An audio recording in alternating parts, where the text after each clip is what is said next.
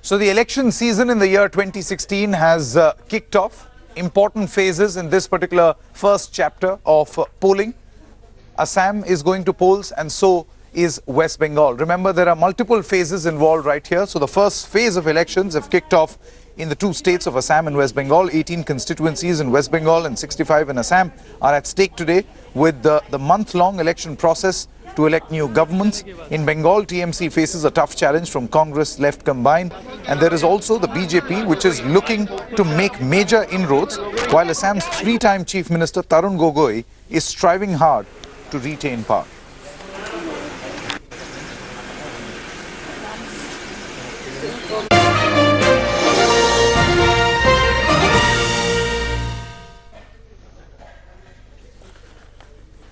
Particularly focusing now on West Bengal, the first phase of polling in West Bengal has now begun. This is going to be very, very crucial because the stakes for Mamata Banerjee are particularly very high. She's the incumbent chief minister who would want to hold on to power. She's increasingly confident that she'll be able to do it. 18 constituencies of the 294-seat Legislative Assembly go to polls in the first phase of the six-phase elections in the state. After heavy campaigning by the TMC, Congress and the left, elections are being held in West Bengal's Maoist-affected areas today. Those are the numbers on your screen. Now remember, in Bengal particularly, phase 1 is also divided in two parts. So this is the area where LWE, as it is called, the left-wing extremist areas that are going to polls at this moment. Of the 18 constituencies, voting in 13 will end as early as 4 p.m. due to security considerations. There are 133 candidates trying their luck in the districts of West Midnapore, Purulia and Bankura.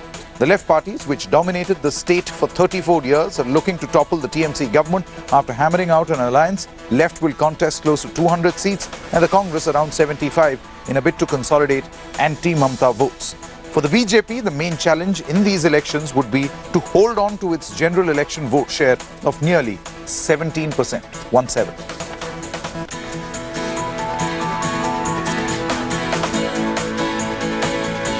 Okay. Joining us this morning, this politically charged morning, we have our executive editor Javed Ansari joining us right here in the India Today studios. We will also be going across to our reporters in just a short moment. We'll be having Jugal Purohit as well as Manugya joining us with all the latest. We also have India Today Group's consulting editor Rajdeep Sardesai joining us this morning for his analysis on who has the highest stakes here involved. Let me first get in a word from you, Javed.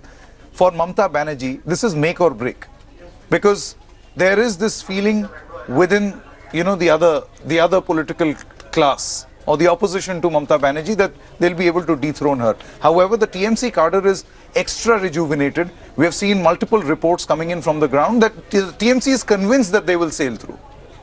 Yes, it's a very tough battle for Mamata Banerjee, a lot riding on it. She needs to retain hold of Bengal. And the challenge before the elections was, before electioneering started in Bengal, a lot of TMC people were talking, they were saying it's not a question of whether we will win, but the margin, whether we're going to improve on the number of seats. Now that doesn't seem, the reports coming from the ground tell a different tale. We'll only know once the results are going to come out. But for the left, it's a battle of survival. They were wiped out 5 years ago, wiped out in the Lok Sabha elections in 2014. So the left has now swallowed its pride, tied up with the Congress party. Both these parties hoping to make their presence felt once again in West Bengal. And for Mamata Banerjee, the challenge is to win and win handsomely so that she can go on in the 2019 elections and then make a bid. Absolutely. Let's get in a word from Rajdeep also. Now, Rajdeep, Mamata Banerjee was actually dislodged after 34 years of left rule.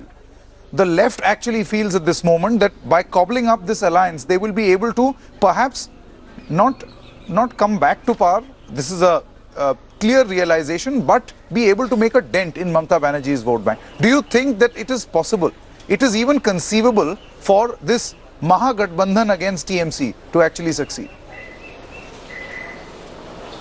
I think you've got to look at it in two ways, Sanket. Purely in arithmetical terms, if you looked at it, if you add the voting percentage of the left, particularly in the 2011 election, when Mamata had swept to power under the wave of Paribartan, if you add the left vote to the Congress vote, then you would believe that in pure arithmetic terms, this Mahagathbandhan, as you're calling it, has a real chance. But when you look at the ability of this Mahagathbandhan to actually transfer votes to each other in terms of chemistry on the ground, there is still a question mark. Will the Congress voter vote for the CPM? Will the CPM voter vote for a Congress candidate? That's a big question mark. Plus, the fact is that Mamata Banerjee has made sustained dents in traditional left constituencies. For example, the area which is going to the polls today, tribal dominated, Maoist infested at one time. Mamata has brought a large amount of peace, a large measure of peace to the Jungle Mahal area. Now this is an area where Mamata will therefore expect to do well. She has also made dents in a Muslim constituency, almost 30% now in Bengal, and there's a feeling that the Muslim constituency is firmly with Mamata at this stage. So there's a sense that Mamata Banerjee is tough to dislodge right away, but yes, by forging a Mahagathbandhan, at least the Congress and the left have prevented a decimation, given themselves a fighting chance. And after that Kolkata flyover collapse the other day, it will be interesting to see how the images of what went wrong that day play out in the rest of Bengal. Jungle Mahal, of course, is far away. Don't expect much impact of what happened in Kolkata in the Jungle Mahal area, which is going to the polls today. But in other parts of Bengal, particularly urban pockets, will there be a sense of anti-incumbency and anger against Mamata after 5 years? 5 years ago, she came under this wave of Parivartan, 34 years of left rule. Has she done enough to ensure that the people of Bengal believe it's worth giving her 5 years more? The polls suggest that she is ahead. But the gap, as Javed put it, has narrowed compared to a couple of months ago when she was looking at a 2/3 majority and more. Absolutely, the gap has actually narrowed, the point that you were making. Let's get in ground reports now. We've got Anindo Banerjee as well as Jugal Purohit joining us. Anindo, where exactly are you standing at this moment? And it's 9 a.m. Polling must have begun at about, what, 7? We can see that there is a long queue behind you. That's true, Sanket.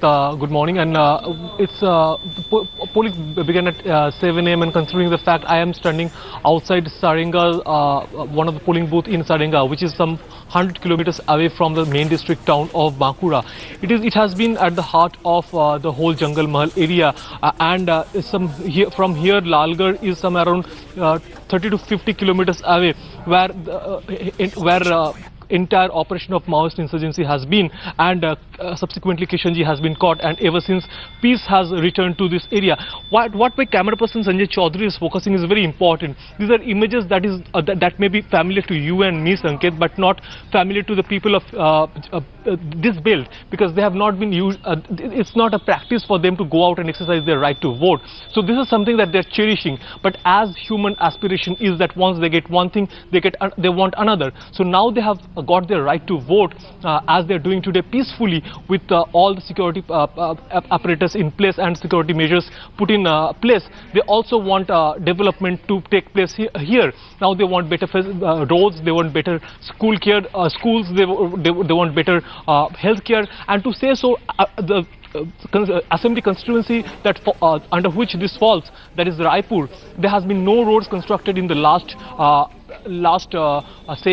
5 years in the TMC rule. There has been no school buildings that have come up in the last 5 years. There is no healthcare facilities, government healthcare facilities that have come in the last 5 years, and that's what they want more. They say that yes, we are happy that we have got peace, but we want better things. Absolutely. Let's get in a word from Jugal also. Jugal Purohit also joins us. Jugal, which polling booth are you at?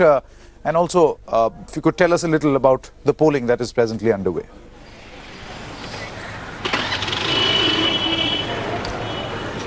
Well, close to about 1,600 polling stations in the West Midnapur area, 6 seats in all, 1.3 million people and 150 paramilitary companies. It's perhaps the most intense if you are to see the ratio of security personnel to the people and the number of booths. This is the area where you will see the most severe, the highest of concentration. But it hardly is about the Maoist issue any longer. The Maoists, of course, were here. The last time the state government or the state assembly polls were held, Mamata Banerjee was an opposition figure. The left front actually accused her of being hand in glove with the Maoists. Of course, then she won spectacularly and actually turned her back or rather turned against the Maoists and eradicated. What people do not really credit the Mamata government is for the kind of turnaround which this area has seen. I was here in 2009, I was here in 2011, and we were seeing how the state was struggling literally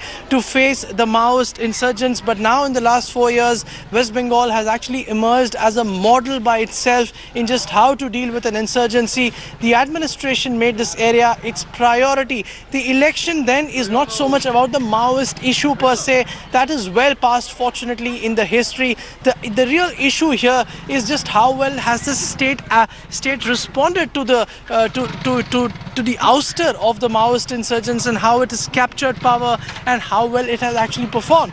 I've been speaking to people out here. They want more Kendriya Vidyalayas in this area. They want better water supply. They want better road connectivity. Some were even complaining about the religious nature of campaigning that has happened this time around. Of course, they blame all the political parties for it. So these are the kind of issues, aspirational issues, are now coming to fore in an area where there was once even a question mark whether will people step out to vote or not. That's the kind of change that has really come about in the heart of Jungle Mahal. As I said, 1.3 million people today will decide the fate of about 40 odd candidates who are competing for 6 seats. Remember, this area played a big role in ensuring that the Mamata Banerjee's party could become government.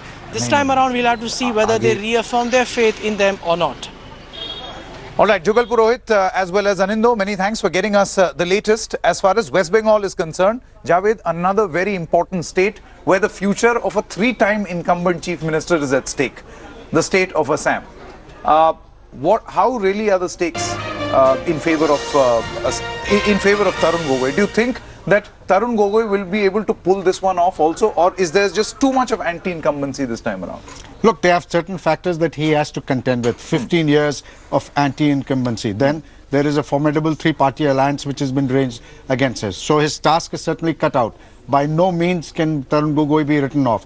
During the last elections also, the predictions were that he would be toppled, but that didn't happen. So therefore, he has a tough task ahead of him. Many believe he has a mountain to climb. But Tarun Gogoi is a past master at stitching, together various groups or bringing together various groups. He's done it in the past. Will he be able to do it this time? We will only know once the results are come out. But yes, one can safely say that he has his task cut out. He has a very tough road ahead of him. Now, we also spoke to Tarun Gogoi as well as his son, Gaurav Gogoi. We'll play out those reactions in just a short moment from now. But voting has already started in 65 constituencies in Assam as part of phase 1 of the assembly elections. The fate of around 539 candidates who are in the fray for the first phase of polls will be decided by 95 lakh voters. This is the most crucial phase of ruling Congress, which is contesting all the 65 constituencies, while BJP is contesting 52 in the first phase. 3-time Chief Minister of Assam, Tarun Gogoi, is looking for a 4th term in the state. Giving him competition will be BJP's chief ministerial candidate, Sarbananda Sonowal. The BJP is fielding 54 candidates with its alliance partner. The Assam Gana Parishad has 11 candidates. Congress is fielding 65 and the AIUDF has 21. Time हमारा performance हमारा result अच्छा होगा this time because Modi का भी देख रहा है आज मोदी जो असम का हम जो क्वेश्चन कर रहा है जो असम को डिप्राइव कर रहा है वो आंसर क्यों नहीं दे रहा है वो कह रहे हैं बांग्लादेशी वोटर्स की राजनीति हम नहीं कर रहा है एक को बांग्लादेश हम रहने को नहीं देगा वो राजनीति कर रहा है वो सब असम का मुस्लिम का वो बांग्लादेशी बोल रहा है तो है तो क्यों छुप रहा है वो why he is silent last 2 years what is home minister is doing if Assam is full of Bangladesh? Is it not his responsibility to detect? Now, Rajdeep, a few days back, you were there in Assam. You spoke to both these people. The incumbent chief minister and a person who hopes to be the next chief minister of Assam, Sarbananda Sonowal. Being there, having been there on the ground, who do you think has the edge this time around? If there is a tough election to predict out of the 5 states, if you include Pondicherry, that are going to the polls, it is Assam. Quite simply because of the demographic character. The constituencies that are going, for example, today, the 61 constituencies going today, primarily in the Barak Valley, which borders Bangladesh, as well as in Upper Assam. Now, the BJP expects to do well in these constituencies with its alliance with the AGP. It needs to dominate these constituencies, because the second half of polling a week from now is in 61 constituencies, primarily in lower and central Assam, where the Assamese Muslim and the Bengali Muslim play an important role, and the Congress and the AIUDF will expect to make inroads in this particular part of Assam. So demographically, it's almost as if two different states are voting. Today, the part which is voting of Assam is the part where the BJP expects to do well, where it did very well in the 2014 Lok Sabha elections, and it really needs to repeat that performance. Should it repeat what it did in 2014 in this first phase of polling, then the BJP is in pole position certainly to emerge as the single largest party in Assam, if not to get a majority. Certainly some polls are saying that the BJP is now pushing towards a majority. However, given the demographics, as I said, it is possible that if the BJP doesn't do as well as it expects in this first phase, then in the second phase, the Congress and the AIUDF have a chance to make up the gap. So clearly, if there is one state where the contest is tight, where you cannot rule out the possibility of a hung assembly, it is the state of Assam. Advantage BJP going by the 2014 Lok Sabha elections, but given the track record of Tarun Gogoi, one must not count him out. I don't think that you can count out a leader who's been in power for 15 years, but anti-incumbency is there on the ground. Mistakes have been made by the Congress in the manner that they allowed a few leaders to leave the party last year, like Hemanta Biswa Sarma, powerful satraps. And I think the Congress is on the back foot this time in Assam. This first phase will really decide what happens in Assam. If the BJP does well, clearly the BJP could be on the verge of history by forming a government in Assam for the first time. But as I said, this is one of the most difficult states, Sanket, to predict in this election. Absolutely. Rajdeep Sardesai as well as Javed Ansari will stay with us through the course of this morning as we are going to analyze and discuss what is happening, particularly in these two states where the first phase of polling is taking place at present. We're stopping. Okay, we're getting a news that the Delhi Chief Minister Arvind Kejriwal did attend the NIA officers' last rites, and when he did arrive, the locals started demanding compensation. We are also getting to... Footwork correct? Hi, this is Kohli very big. Maintain this, huh? Hi, this is Kohli very